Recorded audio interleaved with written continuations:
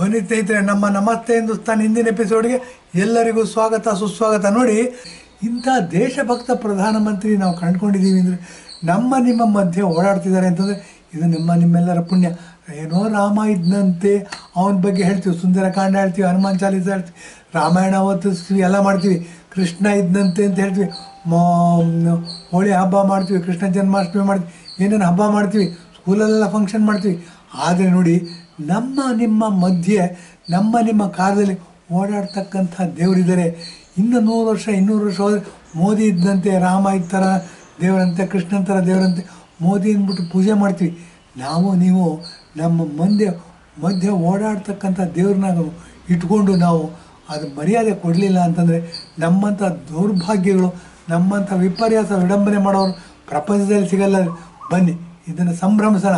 ಏನು ಅಂತಂದರೆ, ಇಷ್ಟು ಅಪ್ರತಿಮ ದೇಶಭಕ್ತನ ಪ್ರಧಾನಮಂತ್ರಿಯಾಗಿ ಪಡೆದಿರೋದು ಇದು. ಇವರು ನೋಡಿ, ಜೂನ್ 4ನೇ ತಾರೀಕು ಪ್ರಮಾಣ ವಚನ ತೆಗೆದಾಗ 3ನೇ ಬಾರಿ 140 ಕೋಟಿ ಜನಸಂಖ್ಯೆ ಇರತಕ್ಕಂಥ ಒಂದು ದೇಶ ನಮ್ಮದು.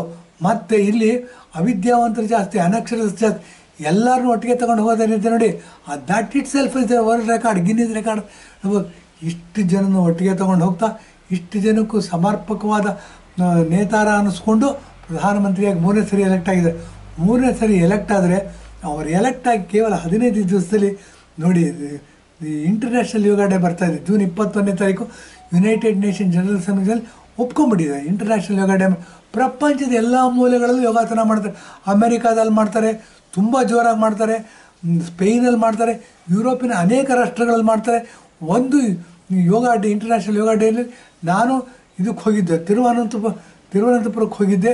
ಅಲ್ಲಿ ಮಹಾರಾಜರ ಅರಮನೆಯಲ್ಲಿ ಯೋಗಾಸನದ ಕಾರ್ಯಕ್ರಮ ನಡೆಸ್ಕೊಟ್ಟೆ ನಾನು. ಯೋಗ ಡೇನಲ್ಲಿ ಅರಮನೆಯಲ್ಲಿ ಇರಲಿ, ಅದೊಂದು ಇದದು. ಏನು ಅಂದರೆ, ಇಂಥ ಯೋಗ ಡೇ ಮಾಡ್ತಿರ್ಬೇಕಾದ್ರೆ ಜೂನ್ 21ನೇ ತಾರೀಕು ಇಂಟರ್ನ್ಯಾಷನಲ್ ಯೋಗ ಡೇ ಮಾಡ್ತಿದ್ದೀವಿ. ಈ ಥರ ನಾವು ಸುಮ್ಮನೆ ಇರೋಕ್ಕೆ ಸಾಧ್ಯ ಇಲ್ಲ. ವಿಶ್ವಗುರು ಆಗಿ ಹೊರಟಿರೋರು ಅಂತಂದರೆ ನರೇಂದ್ರ ಮೋದಿಯವ್ರಿಗೆ ಶಕ್ತಿ ತುಂಬಿಕೊಳ್ತಕ್ಕಂಥ ಕೆಲಸ ನಮ್ಮ ಥರ ಸಾವಿರಾರು ಜನ, ಲಕ್ಷಾಂತರ ಜನ, ಕೋಟ್ಯಾಂತರ ಜನ 140 ಕೋಟಿ ಜನದಲ್ಲಿ ಆಚರಣೆ ಮಾಡ್ತಾರೆ, ಸಂಭ್ರಮಿಸ್ತಾರೆ, ತುಂಬ ಹೊಗಳ್ಕೊಂಡು ಕಾರ್ಯಕ್ರಮ ಮಾಡ್ತಾರೆ. ಇದರಿಂದ ನರೇಂದ್ರ ಮೋದಿಯವ್ರಿಗೆ ಶಕ್ತಿ ತುಂಬುತ್ತೆ. ನಮ್ಮದು ಒಂದು ಪಾಲಿದೆ ಅದರಲ್ಲಿ.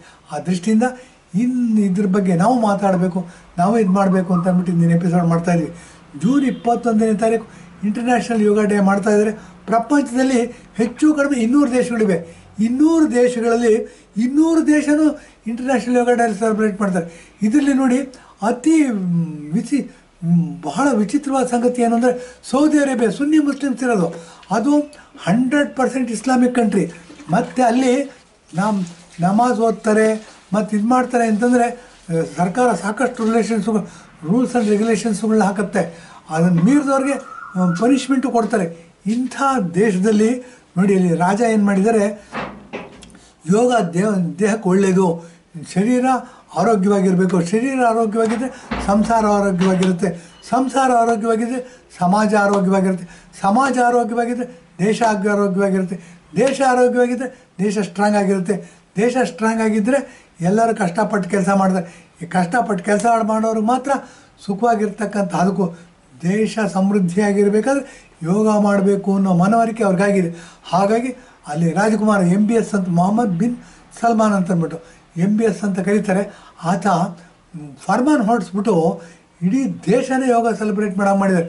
ಇದು ನರೇಂದ್ರ ಮೋದಿಯವರು ವಿಶ್ವಗುರು ಹೊರಟಿದ್ದಾರೆ ಅಂತ ಒಂದನೇ ಡಿಕ್ಲೇರ್ ಮಾಡಿದಾಗಲೇ ಒಂದು ಹೆಜ್ಜೆ ಇಟ್ಬಿಟ್ಟಿದ್ದಾರೆ ಅಂತ ಹೇಳ್ಬೋದು.